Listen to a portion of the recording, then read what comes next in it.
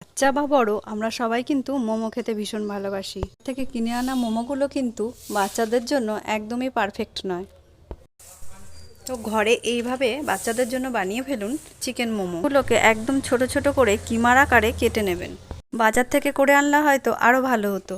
এতে 1 চামচ ভিনিগার আর 1 চামচ সয়া সস দিয়ে একদম মিহি করে কুচিয়ে রাখা পেঁয়াজ দিন।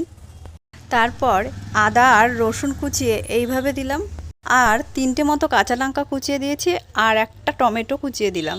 এটাকে হাতের সাহায্যে খুব ভালোভাবে চটকে নিলাম, যাতে টমেটো, পেঁয়াজ, কাঁচা লঙ্কা খুব ভালোভাবে চিকেনগুলোর সাথে মিশে যায়।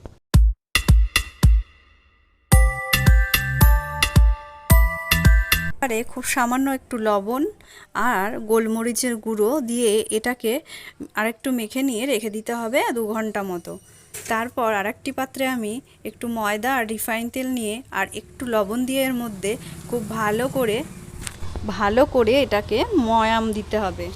ভালো করে এটাকে ময়াম দেওয়া হয়ে গেলে এর মধ্যে আমি অল্প অল্প করে জল দিয়ে এই ময়দাটাকে দিয়ে একটি ডো বানিয়ে নেব। আর খেয়াল রাখতে হবে ডোটা যেন একদম নরম হয়ে না যায়। ডো বানানো হয়ে যাওয়ার পর হাতের মধ্যে একটু রিফাইন তেল নিয়ে এটাকে ওপর দিয়ে এটাকেও আধ ঘন্টা মতো মেখে রেখে দিতে হবে। ঘন্টা পর এই ঢাকনাটাকে তুলে এইগুলোকে গোল গোল শেপ করে নিতে হবে ছোট ছোট করে।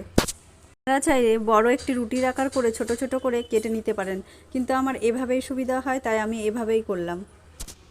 আর এই দিকে আমি একটি পাত্রের মধ্যে জল দিয়ে এটাকে ফুটতে দিলাম। ডো বানানো ময়দাটাকে লুচির আকারে বেলে রেখে দিয়েছিলাম। এবার এর মধ্যে আমি পুর ভরে মোমোর শেপটা দিয়ে রেখে দেব। ভালো শেপ দিতে পারি না, তবুও চেষ্টা করলাম। আর সবগুলো একই রকম হলে ছেলে খুব একটা খুশি হবে না, একটা এক এক রকম হলে খুশি হবে বলে আমি যেমন পেরেছি তেমন করে করার চেষ্টা করেছি।